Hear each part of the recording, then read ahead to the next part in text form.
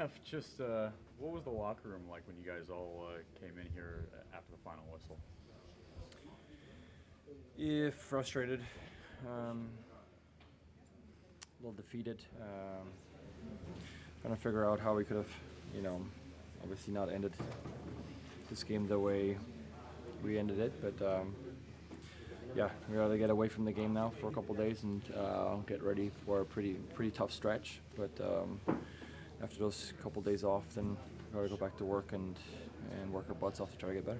Did you get a good look at all of the red card on Jackson Reagan when it happened out towards midfield?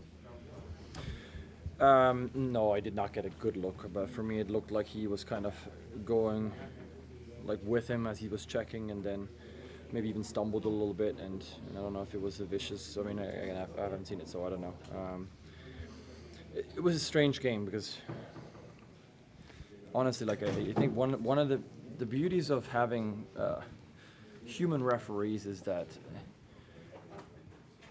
games can be played completely differently, right? And I even went to the referee before and asked him, look, you got to let us know whether you're calling this game loose or whether you're calling this game tight, because right now we're at a loss for how you're calling it. And I even talked to Brian White, and he had no clue whether it was being called tight or loose.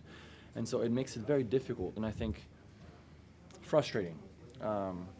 Having said that, then it's upon us to take that anger and that frustration and turn it into something productive. And I think we stayed a little too long on being frustrated at the referee rather than turning that into something productive. Because obviously for them it was frustrating too. Like I said, having talked to them about how they felt the game was going in terms of whether it was loose or tight, and they adjusted just fine, and we did not. And so that's on us, that we have to figure out how we can utilize that, harness it, and get us to a next level to be more successful. Frei, the season is closing in. I mean, obviously there's a bunch of games that have been gone. We've not gotten any points out of it. What is the general feeling from a locker room standpoint on how you guys are going to rectify that going forward? I mean, today's a difficult one because you go down a man. It's tough. Kind of shoot ourselves in the foot with the goals we give up too, and then obviously you go down two men. It's just pure frustration that gets a hold of us in all the wrong ways. And so again, how can we harness that? Sometimes maybe we are a bit more methodical in approaching games, and we lack a little bit of aggression. Well, here is a perfect opportunity to feed off of the aggression you've just been given by certain things and turn that into something productive. So we were not able to do that. Going forward, what does this mean? I mean, we have a really tough stretch coming up with lots of games, and it's about, like I said, 2 days of taking your mind off of the games actually, and getting recovered mentally, because who knows when the next break where you get to do that. But then come Tuesday, it's about working hard and getting better, because that's the only way you get out of these things. There's still lots of games left, lots of points to be had, but it's difficult when you put yourself in a tough situation at home against a good opponent that's going to take care of that opportunity and makes you pay for it. So we've got to move on and get better. In certain situations like this, in terms of players focusing on detail, do you have to say something, or is it team players now kind of taking this upon themselves, right? And then the practices have to be more intense so that you can practice harder, and maybe, the balance of the physicality, playing better, and also the mental players saying, you know what, we have to do this ourselves. We, each to a man, has to get better. Yeah, I think when things are not working for you, then there's only, you can either sit there and mope and find excuses, or you can try to find another level. And the easiest way to do that is to show up and work extra hard. Try to give it your all in everything that you do. And so, because, right, I can't tell you we did this wrong and therefore we lost. But the way we can get out of it is by just trying to do your best. and that starts on Tuesday. Well, it actually starts now by trying to get away from it, and like I said, mentally recovering. But come Tuesday, when you step on the field, when you get in the gym, when you do your recovery, when you do your hydration, your nutrition, can you do everything to the best of your ability? Because I believe that if we do, we have a really good locker room, we have really good players, and those talents will shine. And if they don't, you can hold your hand up high and say, we've given it our best. That's how I look at it. That's how I will try to pull the team to look at it as a captain. And I will try to motivate players to look at it that way. And hopefully we can grow as individuals and as a team on the practice field so that we can have better results on weekends.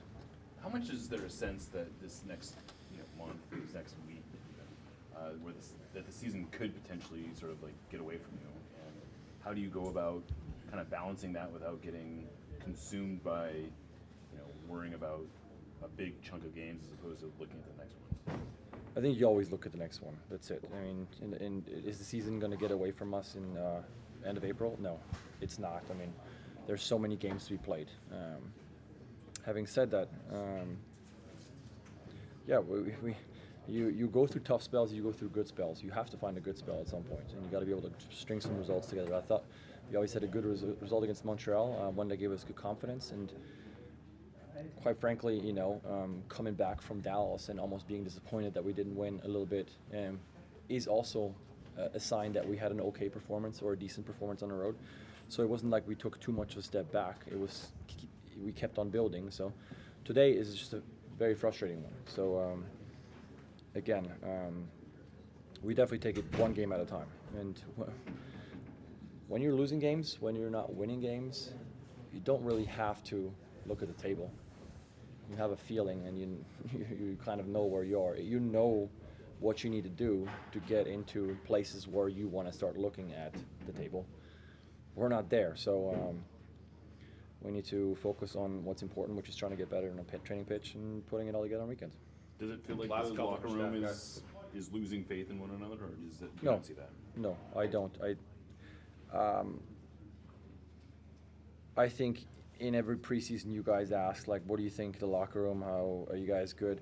I give my honest opinion then in that I think we have a strong locker room. We have quality and we have depth. I believe in that. That's not going to waver just because we have bad results, because I still think that's in us.